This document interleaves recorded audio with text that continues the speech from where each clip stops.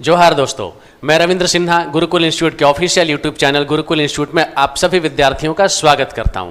साथियों, यदि आप झारखंड से रिलेटेड किसी भी प्रतियोगिता परीक्षाओं की तैयारी कर रहे हैं तो आपको झारखंड के करंट अफेयर्स का महत्व पता होगा। साथियों, आपके झारखंड के करंट अफेयर्स को और भी दुरुस्त बनाने के उद्देश्य से हमारे चैनल के माध्यम से आप लोगों को प्रत्येक सप्ताह झारखंड के करंट अफेयर्स की टॉप लेटेस्ट जानकारियां उपलब्ध कराई जाती है। तो दोस्तों, आज की इस वीडियो में आपको कौन कौन सी जानकारी मिलने वाली है, यह जानने के लिए वीडियो के अंत तक बने रहिए। बिना स्किप के वीडियो पूरा देखिए और जो भी जानकारी आपको दी जाएगी वो सारी जानकारियों को आप डायरी में नोट जरूर कर लीजिए। चलिए देर न करते हुए स्टार्ट करते हैं। आज की पहली जानकारी क्या है हमारे पास। साथियों, आज का पहला प्रश्न है, झारखंड के किस जिले में प्रधानमंत्री उच्चतर शिक्षा अभियान। जी हाँ, यहाँ पे मैं बात किसकी कर रहा हूं? प्रधानमंत्री उच्चतर शिक्षा अभियान। अब इसको संक्षेप में हम क्या बोलते हैं? पीएम ऊषा बोलते हैं। क्या बोलते हैं? पीएम ऊषा। एक बार प्रश्न मैं फिर से पढ़ रहा हूं, झारखंड के किस जिले में प्रधानमंत्री उच्चतर शिक्षा अभियान के तहत मेरू यूनिवर्सिटी की स्थापना की जाएगी। अब दोस्तों, ये मेरू यूनिवर्सिटी है क्या? मैं आपको बताऊं, इसका फुल फॉर्म होता है multi disciplinary education and research university. जी हाँ, फुल फॉर्म याद रखेंगे, multi disciplinary education and research university. अब इसका हिंदी में पूर्ण रूप क्या होगा? तो दोस्तों, इसका हिंदी में पूर्ण रूप होगा बहुविषयक शैक्षिक और अनुसंधान विश्वविद्यालय। जी हाँ, बहुविषयक शैक्षिक और अनुसंधान विश्वविद्यालय। जी हाँ, अब इसकी स्थापना कहाँ की जाएगी? तो इसकी स्थापना झारखंड राज्य के हजारीबाग जिले में की जाएगी। कहाँ की जाएगी? झारखंड राज्य के हजारीबाग जिले में। मैं आपको बता दूं साथियों कि विनोबा भावे यूनिवर्सिटी, जी हाँ, विनोबा भावे यूनिवर्सिटी जो है वो हजारीबाग में संचालित है और इस मेरू यूनिवर्सिटी की स्थापना जो है ये बीवीयू में यानी कि विनोबा भावे विश्वविद्यालय में ही की जानी है। चलिए आपको नेक्स्ट प्रश्न की ओर ले चलते हैं और अगला प्रश्न है, झारखंड की किस महिला क्रिकेटर का चयन महिला अंडर 19 T20 विश्व कप के लिए भारतीय टीम में किया गया? जी हाँ दोस्तों, खेल जगत से जुड़ा हुआ एक बहुत ही महत्वपूर्ण प्रश्न किसी भी प्रतियोगिता परीक्षा के लिए, स्पेशली झारखंड के किसी भी एग्जाम के लिए। आप देखिए, झारखंड की किस महिला क्रिकेटर का चयन महिला अंडर 19 T20 विश्व कप के लिए भारतीय टीम में किया गया? जी हाँ दोस्तों, अब इस प्रश्न का जो सही उत्तर है, सही उत्तर इसका क्या है? आनंदिता किशोर। क्या है इसका सही उत्तर? आनंदिता किशोर। अब यह किस जिले से संबंध रखती है? तो इनका संबंध जो है झारखंड के धनबाद जिले से। जी हाँ, याद रखेंगे, झारखंड के धनबाद जिले से। अब दोस्तों, ये जो अंडर 19 T20 विश्व कप होना है ना, महिला अंडर 19 T20 विश्व कप की बात हो रही है, तो यह आयोजन कहाँ होगा? यह आयोजन वर्ष 2025 में मलेशिया में होगा। जी हाँ, याद रखेंगे, इसका आयोजन कहाँ किया जाना है? मलेशिया में किया जाना है। इससे पहले साथियों मैं आपको बता दूं कि आनंदिता किशोर का जो चयन है वो एशिया कप के लिए भी किया जा चुका है अंडर 19 महिला टीम के लिए। चलिए बढ़ते अगले जानकारी की ओर और अगला प्रश्न होगा, झारखंड के पूर्व मुख्यमंत्री कौन है जिन्होंने ओडिशा के राज्यपाल के पद से त्यागपत्र दे दिया? जी हाँ दोस्तों, राजनीति के क्षेत्र से जुड़ा हुआ एक महत्वपूर्ण प्रश्न और झारखंड के उस पूर्व मुख्यमंत्री का आपको नाम बताना है जिन्हें किसी राज्य का पहले राज्यपाल बनाया गया था किंतु अब उन्होंने राज्यपाल के पद से त्यागपत्र दे दिया है और वापस फिर से सक्रिय राजनीति में प्रवेश किया है। अब दोस्तों, मैं यहां पर आपको बता दूं, इस प्रश्न का जो सही उत्तर है रघुवर दास। क्या है इसका सही उत्तर? रघुवर दास। झारखंड के प्रथम ऐसे गैर आदिवासी मुख्यमंत्री, झारखंड के ऐसे प्रथम मुख्यमंत्री जिन्होंने 5 साल का कार्यकाल सबसे पहले इन्होंने पूरा किया और रघुवर दास इस प्रश्न का सही उत्तर है। मैं आपको बता दूं कि इनको ओडिशा का राज्यपाल साथियों बनाया गया था और ओडिशा में ये राज्यपाल के पद पर लगभग 14 महीनों तक इन्होंने काम किया और उसके बाद अभी त्यागपत्र दे चुके हैं और इस प्रश्न का सही उत्तर क्या होगा? रघुवर दास होगा।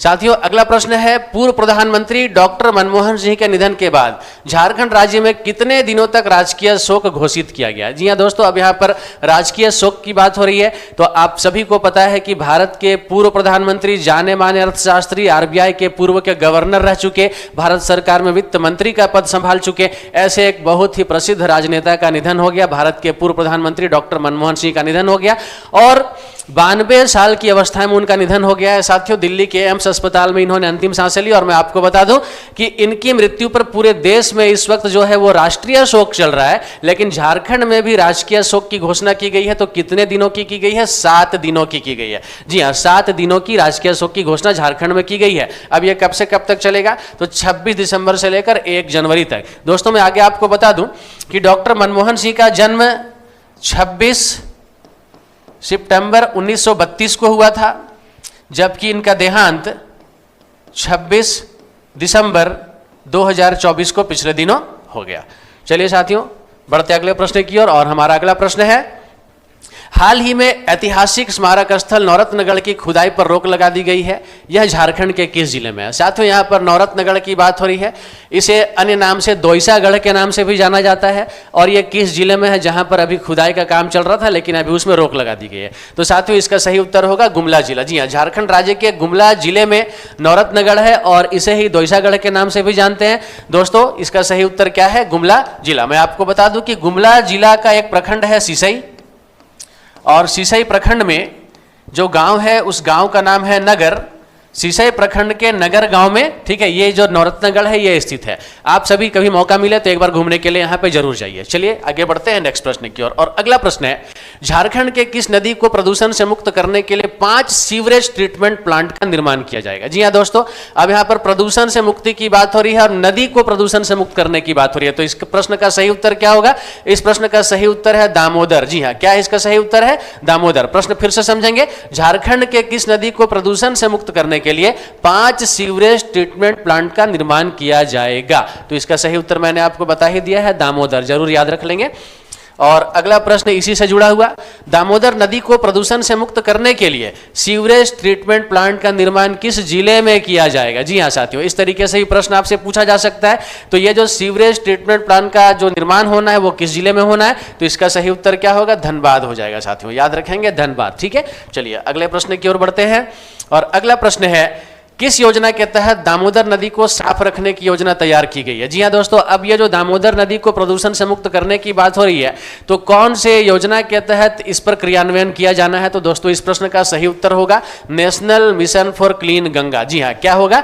National mission for clean Ganga. इस योजना के तहत दामोदर नदी को प्रदूषण से मुक्त करने के लिए जो अभियान है वो चलाया जाएगा। आगे साथियों, मैं आपको बता दूं नेक्स्ट प्रश्न, नीति आयोग के प्रदर्शन सूचकांक में झारखंड के किस प्रखंड को ईस्टर्न जोन में प्रथम स्थान प्राप्त हुआ है? जी हाँ साथियों, अब NITI Aayog national institute for transforming India, इसका फुल फॉर्म क्या होता है? National institute for transforming India. और इसके प्रदर्शन सूचकांक में झारखंड के किस प्रखंड को ईस्टर्न जोन में, जी हाँ पूर्वी क्षेत्र की बात हो रही है, प्रथम स्थान प्राप्त हुआ है? तो साथियों, इस प्रश्न का सही उत्तर क्या होगा? कर्रा। ठीक है, ये कर्रा एक प्रखंड है और ये किस जिले में है? ये झारखंड के खूंटी जिले में है। जी हाँ, याद रखेंगे, झारखंड के खूंटी जिले में आकांक्षी प्रखंड के तहत यह पुरस्कार जो है कर्रा प्रखंड को दिया जाना है। दोस्तों, आपको बता दूं, यहां पर नीति आयोग की बात हो रही है तो थोड़ी जानकारी आपको जरूर रखनी चाहिए।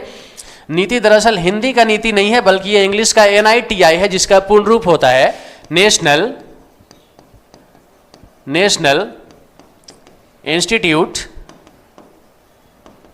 फॉर ट्रांसफॉर्मिंग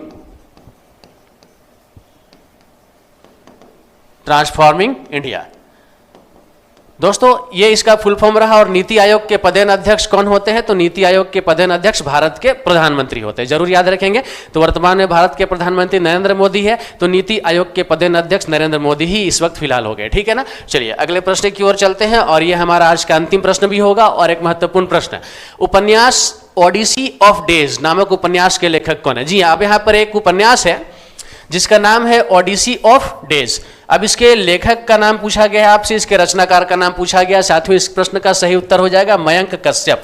जी हाँ, CCL के पदाधिकारी है, कर्मचारी है और एक ऑथर भी है, लेखक भी है। ठीक है, और इनका जो पुस्तक है, जो उपन्यास है, इसका नाम क्या है? Odyssey of days. तो इनके रचनाकार कौन हो गए? मयंक कश्यप हो गए। तो चलिए दोस्तों, उम्मीद है कि आपको हमारे द्वारा आज इस सप्ताह से रिलेटेड जो भी महत्वपूर्ण करंट अफेयर्स के प्रश्न थे, काफी अच्छे से आप इन सभी चीजों को समझ गए, आपको ये काफी पसंद भी आया। और दोस्तों, आप लोगों को यदि हमारे चैनल में और भी कुछ नई चीजें चाहिए, आपके तरफ से कुछ महत्वपूर्ण सुझाव अगर ऐसा लगता है जिसे हमें करना चाहिए, तो आप अपने महत्वपूर्ण सुझाव कमेंट बॉक्स में साझा कीजिए, हम उस पर इंप्लीमेंट करने की जरूर कोशिश करेंगे। और साथियों, मैं पुनः आपसे बात जरूर कहूंगा कि जो भी प्रश्न आपको दिए गए, सारे के सारे प्रश्न बहुत ही उपयोगी साबित होंगे आने वाले किसी भी झारखंड की प्रतियोगिता परीक्षाओं के लिए। तो जो भी जानकारी है आप उसे जरूर अपने डायरी में नोट करने का काम कीजिए। किसी भी प्रतियोगिता परीक्षा से पहले आप इसे एक बार पढ़ कर जाइए, आपको फायदा इसका जरूर मिलेगा। साथियों, अगर आपको लगता है कि ऐसे कंटेंट्स का आपको PDF फाइल चाहिए, तो साथियों डिस्क्रिप्शन बॉक्स में